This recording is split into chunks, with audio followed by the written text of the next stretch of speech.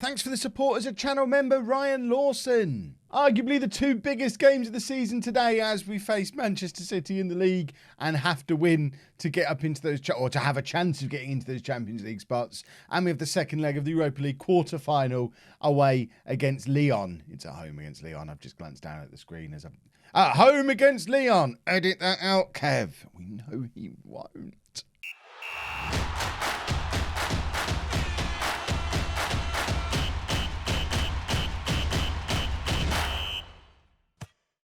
Hello and welcome to Club 4, part 18 of Non-League to Legend. I'm Kevin. Coming up on today's episode, we have those two games I've just talked about. I've realised I'm wearing a yellow shirt, which is probably not going to go down very well with the green screen thing. If I look like I'm see-through, I promise you I'm wearing a shirt.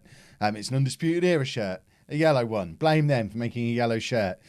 We're away against Manchester City. We're at home against Lyon. This is what's happened since we were last with them. We've had some good results, particularly this 2-0 win against Chelsea. Very good result. And we went to Lyon in the first leg and beat them 3-2. It was actually 3-1 as we hit the 90th minute, but the Rascals scored a 91st minute goal just to keep them in the tie. But we're not worrying about Europe just now. We're worrying about the Premier League because Manchester City are up there in second place. They are the team that are competing with Manchester United for the title.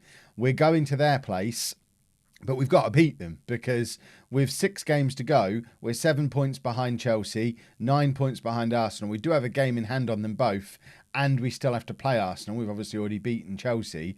So there is a potential route into the Champions League through the league if we beat Man City and beat Arsenal. It's not an easy, and even then we need to continue winning while Arsenal continue to slip up. But they're the team we're chasing. But in order for the chase to happen, we have to beat Manchester City today. But they're at home, knowing that a win for them puts them back top of the league again because they've got a game in hand over Manchester United. It's not going to be an easy game. We're almost certainly going to lose it. But I'm going to give it a good try because we need it. We need this win. We've got Pickford in goal, who's been getting a lot of hassle down in the comments section of people saying I need a better goalkeeper. I mean, for some context, Jordan Pickford's played 119 times for England. That's an England team who are currently ranked 3rd in the world. Jordan Pickford's one of the best goalkeepers in this save. He might not be your favourite goalkeeper in real life, but we're 8 years in the future in this save. Jordan Pickford is an England legend. I'd struggle to find a better goalkeeper than him. He's a world-class goalkeeper. We have to remember to separate. This is James Maddison all over again. Separate Football Manager from your real life biases. Jordan Pickford is a decent goalkeeper. And we've got a very good young keeper sat down on the bench anyway. Portuguese international, 31 caps for Francisco. He is Portugal's goalkeeper. He plays every game for Portugal, even though he doesn't ever play for us. So, again, we've got a very, very adequate backup goalkeeper, but Pickford's better. So Pickford in goal, a back four of Sessegnon, Van Hoesten, Banfalvi and Kawamata. Vargas at the base of the midfield, Rott and João Victor ahead of him. And as you can see, we have adjusted to have an attacking instruction in midfield now. And I think that has been the difference maker in this little run of form that we had. It certainly made a difference against Chelsea. It was Gravenberch who was in that role that day and would cause them all manner of problems. But João Victor is going to be in there causing problems today. And then Sancho, Ali and Virginia are our strikers. Yes, I know that's a big call, playing Dele Alli up front in a game like this. But the man is a goal machine all of a sudden. I know we've not played him up front for a little while, but I want to play Jadon Sancho because it's Manchester City and I feel like Football Manager always lets you have a goal against your former club. When we started Hudson-Odoi, he would always score against Chelsea. So I've got to play Jadon Sancho because I'm pretty certain he's going to score against City. Virginia, I want to play because he's our best wide player. As a creator, he's our top assists maker, but I don't want to drop Dele Alli. So despite having all these strikers, we're starting with Dele Alli up front. If it doesn't work, then we've got strikers on the bench and we can make some changes. But it might. I don't know. Is it even a problem that I've done it because he's scoring so many goals, because he's in such good form? He's kind of earned his spot up front, I think. Right, let's assertively avenge what happened last time. It's good to have the opportunity for a little bit of revenge. Revenge is always good. Look at the state of this, though. This Manchester City team. Ugh. Mbappe and Foden. This guy, Blas, I tried to sign him when I was at Barnsley. Similar to the story with Virginia. He was way out of our league, way too good for us, way too expensive, and I never managed to get him. Obviously, Virginia has now joined up with me here at Spurs, but Blas has gone from strength to strength at Manchester City and is now their striker. Imagine what that Barnsley team would have looked like if I'd have been able to bring in my Brazilian wonder kids there that I was after. This is the player we've needed at Spurs since I've been here, and Ndombele. I don't think Spurs have replaced him since he left 3 or 4 seasons ago. Having him in the midfield, I think, would be a difference maker for us even now. And there is Blas, only his 5th goal of the season. I think he is actually a winger who they're playing up front today, but obviously he scored a goal for them there, and that makes things awfully difficult for us because 1-0 down on 25 minutes normally at this point. And I mean, it's how I've been doing things since we changed to this system. At this point, I push to be a little bit more positive and a little bit more attacking. But I can't help but think that Manchester City front four, if we try and attack, is going to absolutely rip us apart. So I'm a little bit nervous to push on and go more attacking. I think we'll do it. We'll definitely do it at half time. Dele Alli not having a very nice time. He's very frustrated, probably because he's playing out of position. Right, we'll continue to assertively say, do your thing. And I think we probably have to bring a striker on at half time. The whole Dele Alli experiment hasn't worked. Jadon Sancho feels like the obvious one to come off. If we drop Ali back there and then bring on, do we bring on Carlos or George? My instinct was George. The assistant manager's saying Carlos. Let's go with my assistant manager. He obviously knows best. So kicking off in the second half, change has been made. Jadon Sancho, not very happy. But then, to be fair, I wasn't very happy with him. João Victor, lovely pass out to Virginia on this right-hand side, who needs to justify why he wasn't the one who came off, because he's not played any better than Sancho in that first half. He's done brilliantly there, though. Kawamata crosses to Carlos. My assistant manager's a genius. Antonio Carlos has his first goal for Spurs, and he scored it within 30 seconds of coming off the bench against a Manchester City side who are trying to win the league. It's an inspired substitution. I wish I could take the credit for it. Edit it, Kev. Edit it. Make it look like you had a good reason for bringing him on and you weren't just deferring to the assistant manager. Oh, I should just give him the job. Pickford. I was convinced he was going to mess up there and make me look even more of an idiot. Pickford again. Just get the ball away. For goodness sake, Jordan. Kawamata now ran into Virginia, but then played a beautiful pass for Carlos. Antonio Carlos is in again. The ball, I thought it was going to bobble free to Dele Alli. I think that was Ali up in that position. It could have been João Victor pushing forward. Now he's playing in the more attacking role on the left side of that midfield. Sessegnon now intercepting, finds Vargas. Vargas looking to release Virginia, but the ball doesn't make it as far as him, but Virginia does win the ball back. And Banfalvi lumps it forward for Antonio Carlos to chase. He's lost his man, but he can't quite get there before Ederson does. I think whoever this defender is probably knew it was safe to let Ederson come out and get it. But even still, I would be furious if I was the Manchester City manager there, because Carlos just kept on running, which is a very good sign. And there's Kylian Mbappe getting his 20th goal of the season. He's a good footballer, I've heard. You could ask for a little bit more from Pickford there, maybe. But like I say, he's a good goalkeeper. Let's not be mean to Jordan Pickford. You've all got it in for him down in the comments. I don't know why. I feel like I've missed something from real life about why we all of a sudden don't like Jordan Pickford. Because the last time I checked, which bearing in mind was during the World Cup, the last time I checked, everyone really liked Jordan Pickford. So I guess I've missed something, and we now don't like him. So evil Jordan Pickford. Dele Alli chasing forward, trying to get the immediate. It's not an immediate reply. It's been 10 minutes, but. To me, it's immediate because we didn't get a highlight in between. Carlos, I like the way he's chasing everything down. I like a busy striker. It's something I like to see in real life. I like to see it in the game as well. If a striker's always busy, always running, I prefer that to being good at football. João Victor, lovely pass to Virginia, must score. It falls to Carlos and he can't quite get the shot away. And we are playing well, but City are obviously better than us. And it shows, it's clear that they're better than us. Stats-wise, we've been the better team. But when you actually see them on the ball, you can see their players have got that little bit more quality. So when they do have it, they're doing more with it. But we're creating so many chances that I do feel a little bit hard done by. I feel like we're being mugged here. And Mbappe has scored again for City. And I think any hopes we had of a Champions League finish through the league are gone for another year, which does put an enormous amount of pressure on us to win the Europa League, because we've got a number of players who, I mean, we had a lot of players grumpy about no Champions League this year. If we have to do a second year without the Champions League, we have no hope of keeping the likes of Banfalvi, for example. He's just going to go. Right, Virginia is going to come off. We're going to bring on James Maddison, and Rott is injured, so we're going to bring Gravenberch on there, and we're going to swap those two over, and that will do. That will do. George doesn't understand why he's not getting a look in. We're going to ask for a little bit more creativity. We've got a very, very frustrated and furious Dele Alli today. But to be fair, you started out of position, Dele, but you've been playing in your preferred role for the last half an hour. You've done nothing. So who has more of a right to be frustrated here? I'm more frustrated. Oh, you're fired up now in the 90th minute when we've already lost. Phenomenal. I can't fault our effort today.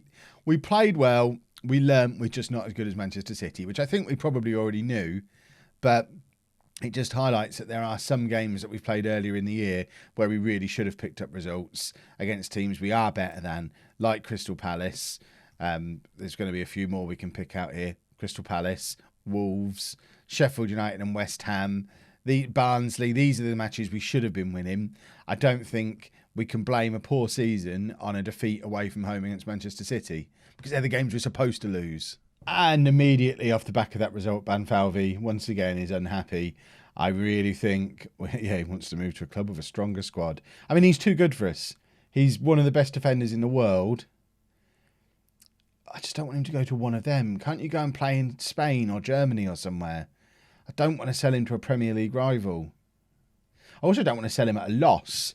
I think we could get huge money for him. Now the board is sticking the boot in as well. So we were supposed to be challenging for the title this year and we haven't.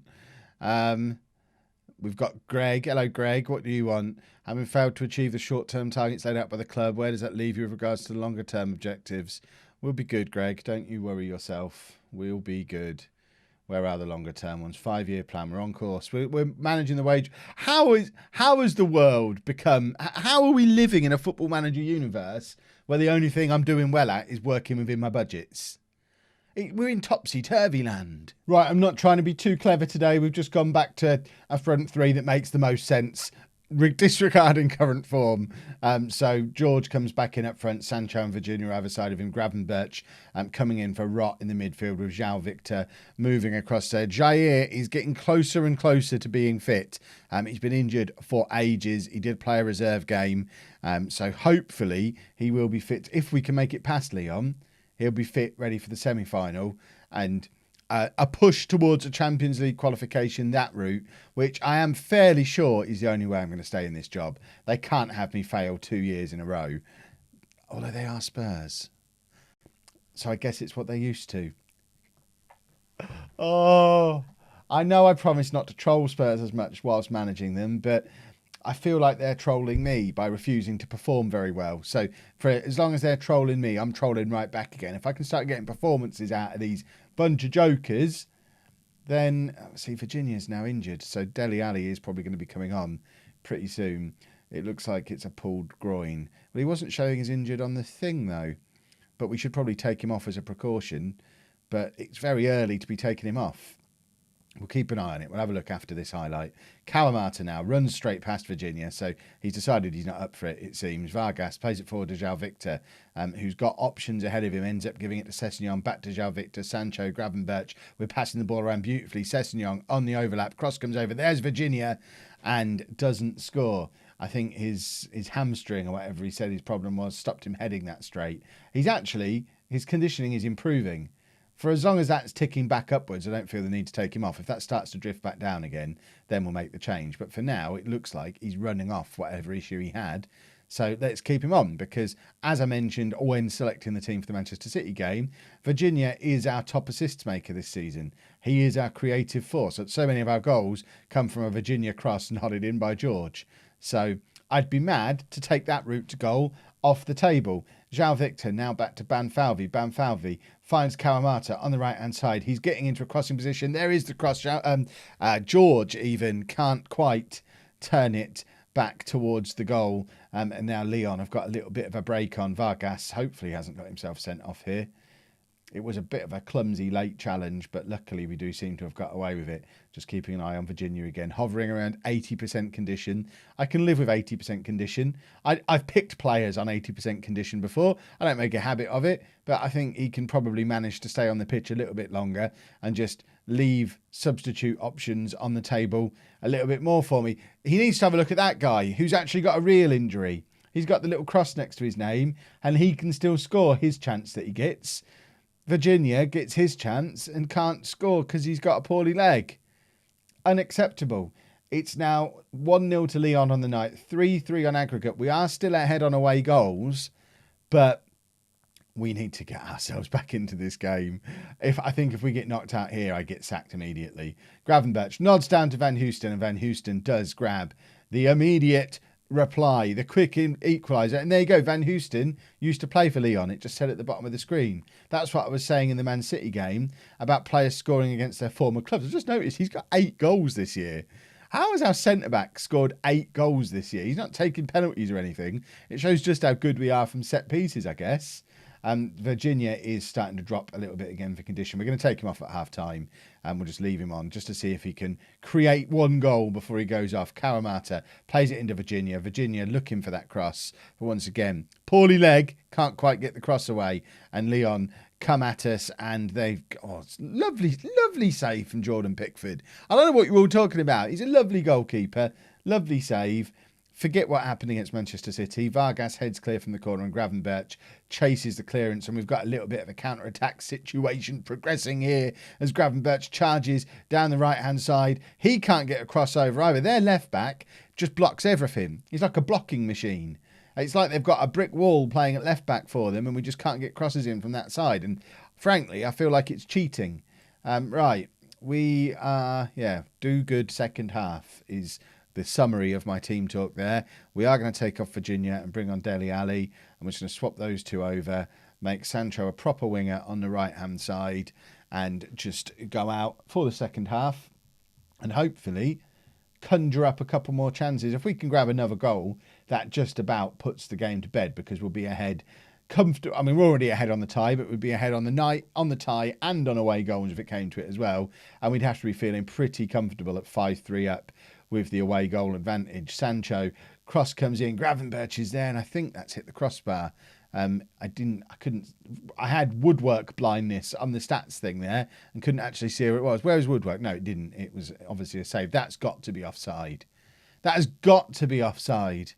Why are we letting the ball bounce in our penalty area like that?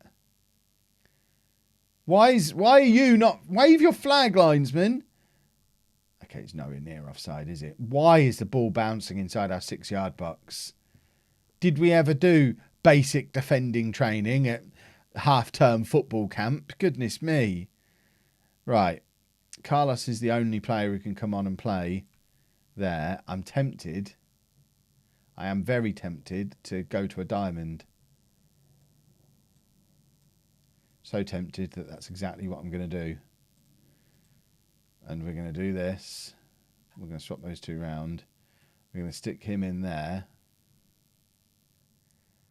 And this is our diamond. We're already playing a very narrow shape. We're going to go positive. And you know, we've lost both of our wingers to injury. May as well do a diamond. It seems to be the logical thing there. And there's Gravenberch with an immediate equaliser again. We're the immediate equaliser crew. It's what we do. 2-2 on the night, 5-4 to us on aggregate. We do have to be a little bit wary because the next time Lyon score, there goes our away goals advantage. Which, I mean, we don't really want them to score for a next time. Now we play. I mean, this might be the night we discover the diamond is the tactic that changes everything. We'll score 5 goals now. Gibbs White breathes a sigh of relief because we've got a tactic that has an attacking midfielder in it again. He's been the forgotten man this year after having the tactic changed to remove him from the equation and then getting a long-term injury and never really coming back from it because Dele Alli basically stole his squad spot. But Gibbs White was awesome last year, one of our best players all year. And with the European Championships approaching this summer, people like him and Greenwood are probably thinking, how has this happened? The England manager's my club manager, and I'm further away from the England squad than I was before I signed. George can't quite get the crossover, but he's causing all sorts of problems in there. Carlos gets it from the nod down from Ali. Kawamata to Vargas. Vargas to Victor. Victor is going the wrong way, but does find Kawamata with it, who is also now going the wrong way. I think we've forgotten which way the goal is, but Kawamata is bursting into the penalty area. Cross comes over, falls to Gravenberch again, and that's his second of the game. It's 3-2 to us on the night, 6-4 on aggregate, and I think that does book us our spot in the semi-finals of the Europa League. Like I said in the last episode, I haven't looked at who we might have in the draw. I don't know who's left in the competition. I'm deliberately leaving it as a surprise this year because last year I thought we had a good route to the final and then we got knocked out. So this year, I don't want to know what the route to the final is. I just want to get there. Right, we are going to make another change, and the change we're going to make, we are going to bring Gibbs White on because I think he deserves to have a little run out. So he's going to come on for him, and then we're going to make Dele Alli a deep lying forward on support, push Carlos further forward as the advance forward, and Gibbs White can just sit in that little gap there for he gets a 10-minute run out. It's the first time we've seen Gibbs White play for a long, long time, and with an attacking midfielder in there, and with the diamond looking pretty good. I mean, I guess it does lean us further and further towards that 3-5-2 system that I've been talking about. Gibbs White, first goal of the season. It's his first touch of the game. He's back, everybody. Morgan Gibbs White is a hero again. But it's drifting ever closer to the 3-5-2, 5-3-2 thing that I've been training for ages. Jair, I don't know, does position training happen when you're injured? I don't know how that works. Obviously, in real life, it wouldn't. But in game, is Jair going to come back able to play as a right wing back? Because that's really the only thing holding us back. And it will be a shame for Virginia, who I've talked about very positively a lot in this video. But it doesn't hurt to have like Sancho and Virginia sat there on the bench to come on as game changers and change the tactic that way and start with something like this. But certainly this more narrow diamond thing, two strikers type dealy, seems to have been very effective in this second half. And we've beaten Lyon 4-2 on the night, 7-4 on aggregate. That was a good win. It was a very good result. I loved having two strikers on the pitch at the same time. It was a delight. It gives me a lot to think about. Right, who do we get? There you go. We've lost Jadon Sancho for 6 weeks. That's him done for the rest of the season. So that might push my hand a little bit, and we'll have to go with a diamond or equivalent. Right, it's either going to be Lazio or Borussia Mönchengladbach in the semi-final. So we're going to do the same thing we've been doing for the last couple of episodes. We'll do the second leg of that, and rather conveniently, we can show you Arsenal as well. So Arsenal, realistically, it's not going to be a Champions League decider anymore unless they lose a couple of games, in which case it might be. So we'll do Arsenal and then the second leg of the Europa League semi-final. Another double-header chance to try and sneak into the Champions League somehow. If you've enjoyed that, please make sure you leave a nice big thumbs up on there for me. Subscribe to the channel for daily Football Manager videos. And thank you very much for watching.